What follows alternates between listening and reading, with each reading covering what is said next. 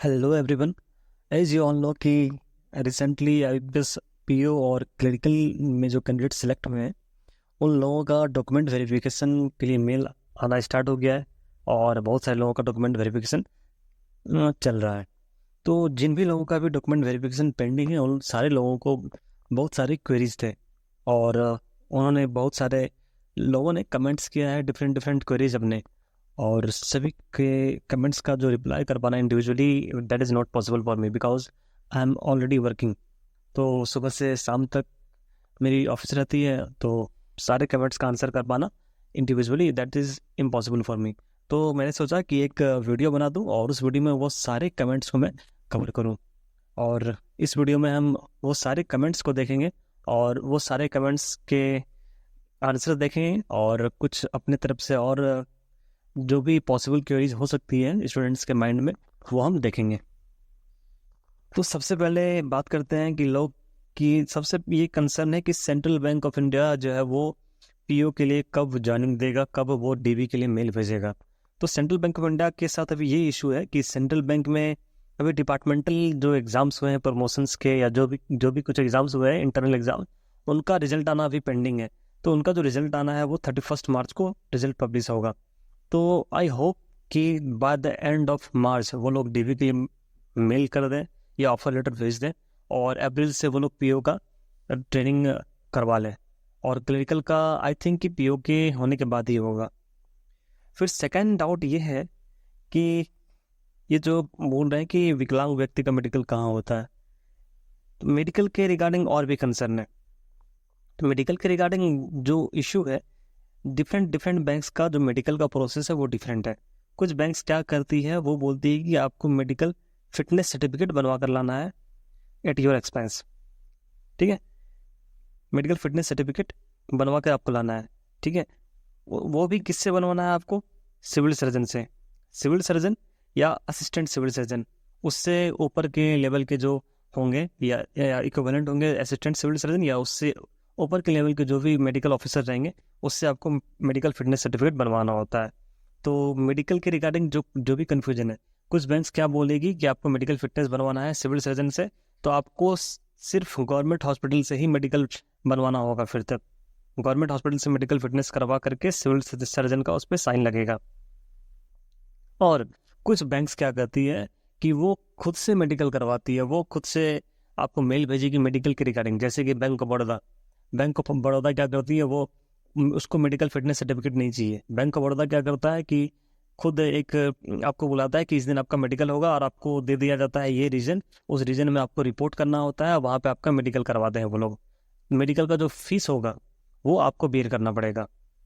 तो मेडिकल के रिगार्डिंग जो भी डाउट है आई थिंक क्लियर हो गया। एक बार फिर से बता देता हूँ, कुछ बैंक्स क्या करती है कि मेडिकल फिटनेस सर्टिफिकेट आपसे मांगती है, और वो जो मेडिकल फिटनेस सर्टिफिकेट आपसे मांगेगी वो आपको गवर्नमेंट हॉस्पिटल से ही लेना होगा, and that should be signed by civil surgeon. ठीक है, और कुछ बैंक्स जैसे कि Bank of India, Bank of Baroda, ये सब क्या करती है, ये सब आपको एक रीजन दे देगी या जोन दे देगी। ठीक है, जहाँ पे आपको मेडिकल के लिए कराने के लिए रिपोर्ट करना होगा, वहाँ पे उसके जो ऑथराइज्ड हॉस्पिटल्स होंगे वहाँ पे आपको भेजा जाएगा। वहाँ पे आपका जो भी मेडिकल में जांच करना है वो लोग टेस्ट करेंगे, और आप जो भी आपका जो पैसा होगा वो खुद का एक्सपेंस आपको बेयर करना पड़ेगा। तो मेडिकल के रिगार्डिंग आई थिंक कि जितना भी डाउट था वो क्लियर हो गया होगा। नेक्स्ट जो डाउट है कि जो ऑलरेडी गवर्नमेंट जॉब में है या जो ऑलरेडी किसी भी ऑर्गेनाइजेशन में, चाहे वो प्राइवेट सेक्टर में काम कर रहे हैं, तो वो बोल रहे हैं कि डीवी के लिए रिजाइन पहले देना पड़ेगा या फिर ज्वाइनिंग के टाइम पर, क्योंकि अभी रिजाइन देने के बाद कोई इशू हुआ तो दिक्कत होगी। देखो, अगर आप ऑलरेडी गवर्नमेंट जॉब में हो, ठीक है, तो डीवी के टाइम आपको क्या होगा कि आपको वो एनओसी मांगेंगे। ठीक है, और अगर आप अभी रिजाइन नहीं करते हो तो डीवी के टाइम सिर्फ एनओसी देना होगा आपको, और आपको एक्सटेंशन के लिए अप्लाई करना पड़ेगा फिर वहाँ पे, क्योंकि आपको जब तक आप रिजाइन नहीं करेंगे, जब तक आप डिस्चार्ज सर्टिफिकेट या रिलीविंग लेटर आप नहीं देंगे, डीवी के टाइम प्रोड्यूस नहीं करेंगे, तब तक आपकी ज्वाइनिंग नहीं होगी।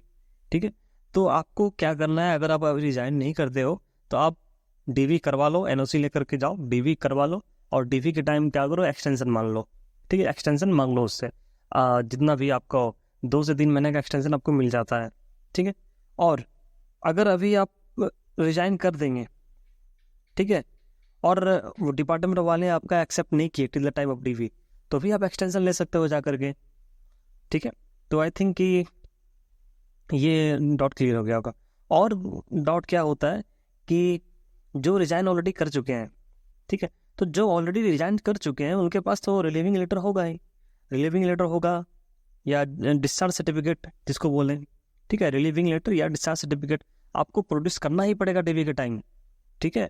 ऐसा नहीं है कि आप अगर दूसरे ऑर्गेनाइजेशन में काम कर रहे थे तो आपको नहीं करना पड़ेगा, ठीक है, आपको करना पड़ेगा। अगर आपने अब अभी बीएस एप्लीकेशन फॉर्म में ये बताया है कि आप प्रीवियसली एम्प्लॉयड हैं किसी भी ऑर्गेनाइजेशन में, तो आपको बताना पड़ेगा, उस टाइम प्रोड्यूस करना पड़ेगा रिलीविंग लेटर या discharge certificate along with NOC. अब हम लोग चलते हैं नेक्स्ट कमेंट की तरफ। इनका ये है कि इनके फादर का नेम डिग्री में थोड़ा गलत है, जैसे कि इंग्लिश में सही है बट हिंदी में गलत है, इसका क्या करना है? तो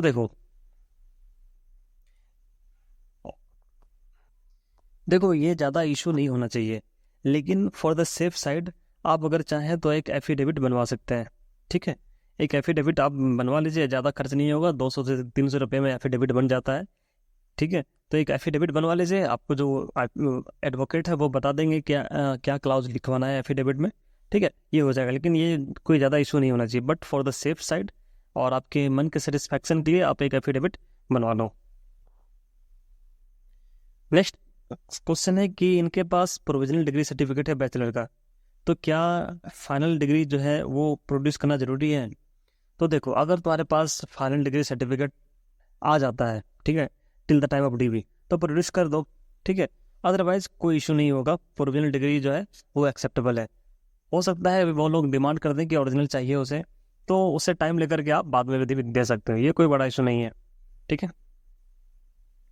नेक्स्ट है कि कितनी कैरेक्टर सर्टिफिकेट चाहिए। अब कितनी कैरेक्टर सर्टिफिकेट चाहिए ये बैंक्स टू बैंक वेरी करता है। जो भी बैंक्स में आपका सिलेक्शन हुआ है, जिस भी बैंक में हुआ है सिलेक्शन, तो वो बैंक जब आपका ऑफर लेटर भेजेंगे, ठीक है, तो उसमें वो साफ बताएंगे कि 2 कैरेक्टर सर्टिफिकेट चाहिए या 3 सर्टिफिकेट चाहिए, क्योंकि या तो बैंक 2 कैरेक्टर सर्टिफिकेट डिमांड करते हैं या तो बैंक 3 कैरेक्टर सर्टिफिकेट डिमांड करते हैं, ठीक है। इन्होंने क्या किया कि एक एसबीआई के मैनेजर से साइन करवा लिया है और एक गवर्नमेंट हॉस्पिटल के डॉक्टर से साइन करवा लिया है, तो इट इज़ सफिशेंट, ठीक है। उसके बाद अगर आपके यूनिवर्सिटी का कोई करेक्टर सर्टिफिकेट है तो वो भी चलेगा, ठीक है। और आपने ग्रेजुएशन किया है 2021 में, तो जब आप ग्रेजुएशन से पास आउट हुए होंगे तो उस टाइम भी आपको करेक्टर सर्टिफिकेट दिया होगा आपके कॉलेज की तरफ से, तो एक करेक्टर सर्टिफिकेट तो वो भी हो गया, ठीक है। करेक्टर सर्टिफिकेट में एक और क्या सीन होता है, कुछ बैंक्स बोलते हैं कि जो लास्ट यूनिवर्सिटी से या लास्ट कॉलेज से आपने पास आउट हुए हैं आप, उसका वो लोग मैंडेटरी चाहते हैं कि उसका मैंडेटरी चाहिए, तो ये डिपेंड करता है, ठीक है। तो ये सीन हम लोग देखेंगे कि आपका कौन से बैंक में हुआ है, उसके बाद ही हम ये बता पाएंगे, ठीक है। और उसके ऑफर लेटर में साफ लिखा रहेगा। हाँ, कुछ ये चीज़ है कि कुछ बैंक्स जो है बोलते हैं कि उनको मैंडेटरली चाहिए ही चाहिए लास्ट अटेंडेड यूनिवर्सिटी से करेक्टर सर्टिफिकेट, लेकिन कुछ बैंक्स सिंपली बोलते हैं कि उनको 2 करेक्टर सर्टिफिकेट चाहिए बाय रिस्पेक्टेड पर्सन और गेजेटेड ऑफिसर। तो आपके पास 2 ऑलरेडी है ही, और एक आप अपने यूनिवर्सिटी से ले लीजिए, अपने कॉलेज से ले लीजिए, तो 3 हो गया, दैट विल बी एनफ, ठीक है। उसके बाद कुछ भी नहीं करना है। और फिर नेक्स्ट कमेंट है हमारा, तो इन्होंने क्या किया है कि इनको आया था 7.13 CGPA, और इन्होंने क्या किया कि अपने खुद से ये कैलकुलेट करके IBPS फॉर्म फिल अप करने में 66% डाल दिया, but according to conversion formula इनका जो है 67% होता है। अब इस केस में क्या करें? तो देखो 2 केस बनता है यहाँ पे। अगर आपने IBPS फॉर्म में CGPA डाला होगा तो वो लोग CGPA चेक करेंगे, अदरवाइज अगर 66% आपने वहाँ डाला है फॉर्म फिलअप में और आपका रियली में 67% आता है, ठीक है, वो लोग कन्वर्ट करने नहीं जाएंगे, ठीक है। नॉर्मल वो लोग देखेंगे, कन्वर्ट करने का उतना समय किसी के पास नहीं है। फिर भी अगर आपको डाउट हो रहा है तो सिंपली एक एफिडेविट बनवा लो रिगार्डिंग द सेम, ठीक है।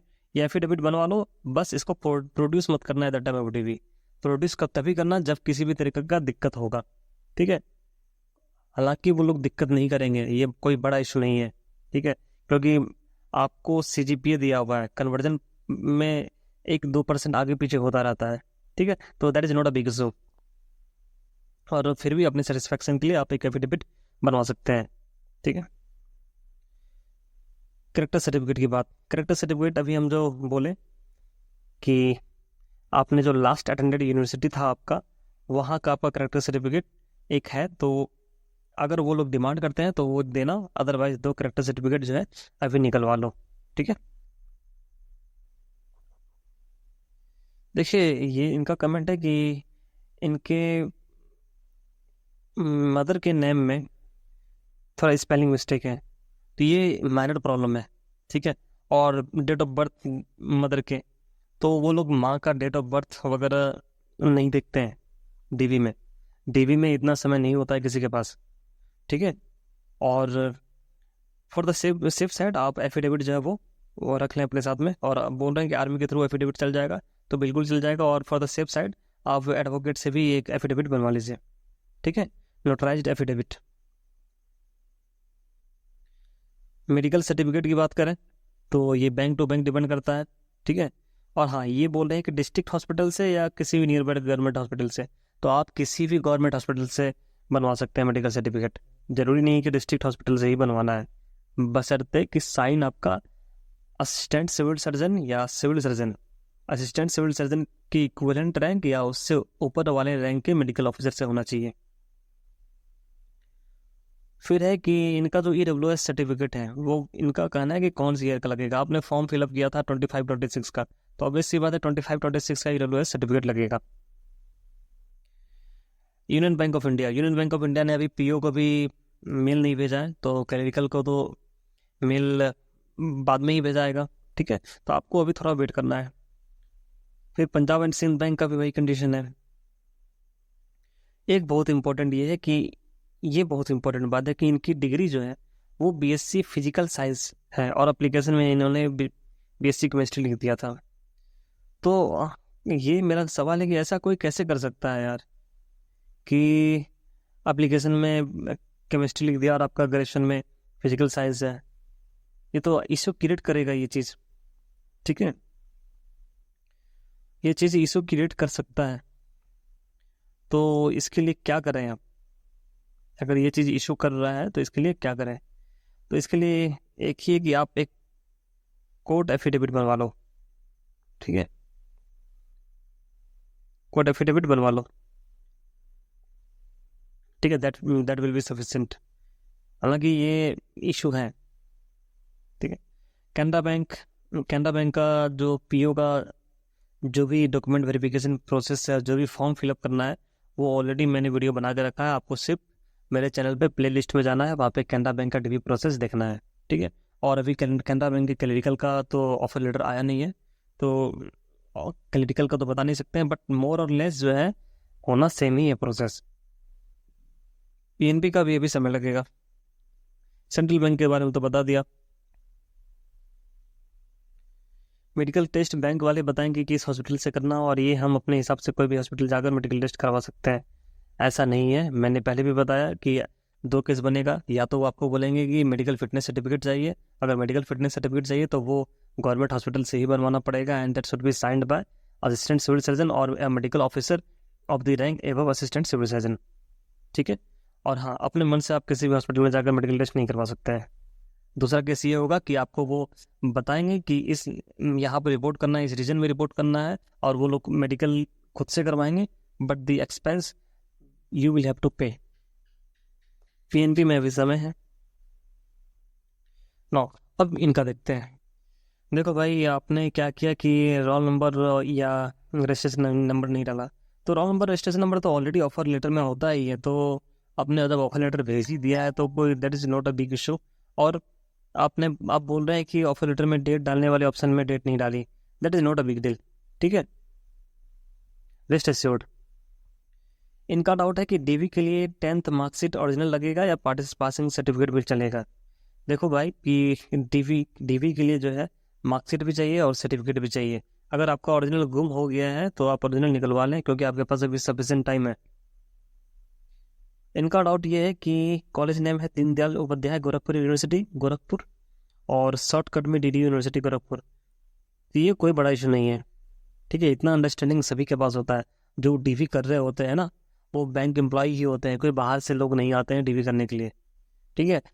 हम जैसे लोग ही जा करके DV करते हैं। और एक और डाउट है, लास्ट डाउट यही लूँगा मैं, ठीक है। एक पर्सन का डाउट है कि उनको सेंट्रल बैंक ऑफ इंडिया मिला है और सेंट्रल बैंक ऑफ इंडिया के प्राइवेटाइजेशन के बारे में देखा है उन्होंने। और सिर्फ सेंट्रल बैंक ऑफ इंडिया नहीं, और भी बहुत सारे बैंक्स के प्राइवेटाइजेशन का न्यूज़ आपने देखा होगा, जैसे कि बैंक ऑफ महाराष्ट्र, ठीक है, IOB Indian overseas bank, UCO bank, ठीक है। तो ढेर सारे बैंक्स का लिस्ट है जिनका कि प्राइवेटाइजेशन के बारे में आप लोग को न्यूज़ मिला होगा।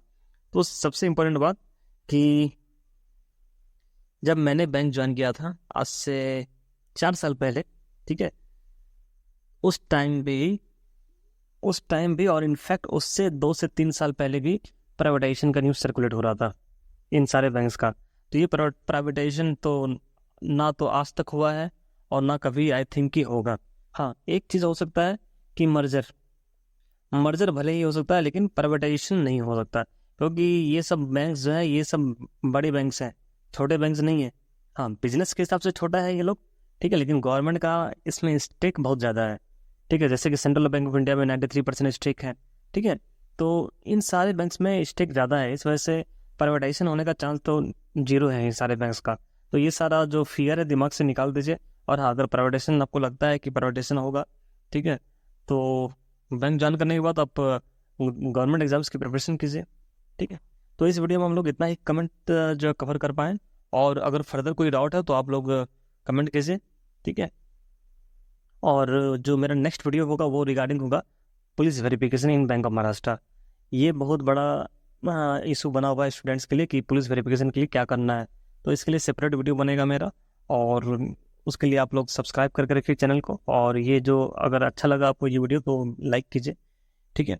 और फिर और जो भी कैंडिडेट्स जिनका अभी तक ऑफर लेटर या DV मेल नहीं आया है क्लरिकल में, तो वो लोग मेरे चैनल पर प्लेलिस्ट में जा करके, यहाँ पर प्लेलिस्ट में जो लिखा हुआ है BPS clerk and PO bank wise joining process, तो इसमें मैंने जितने बैंक्स ने अभी तक 2026 में DV के लिए मेल भेजा है, ठीक है, PO को या क्लरिकल को तो सिर्फ बैंक ऑफ महाराष्ट्र ने भेजा है अभी, ठीक है, उन सारे बैंक्स का जो कंप्लीट ज्वाइनिंग प्रोसेस मैंने यहाँ पर कवर करके रखा है। तो आप लोग गो थ्रू हो जाइए यहाँ इस सारे वीडियो से, जिनका जो भी बैंक है, ठीक है, इनसे गो थ्रू हो जाइए, क्योंकि मोर और लेस जो है क्लरिकल और PO का सेम ही होता है ज्वाइनिंग प्रोसेस। जो डिफरेंस होता है वो होता है बॉन्ड के अमाउंट में और बॉन्ड के ईयर में, ठीक है। तो आज के लिए हम लोग इतना ही। सब्सक्राइब कीजिए चैनल को, ठीक है। मिलते हैं फिर नेक्स्ट वीडियो में।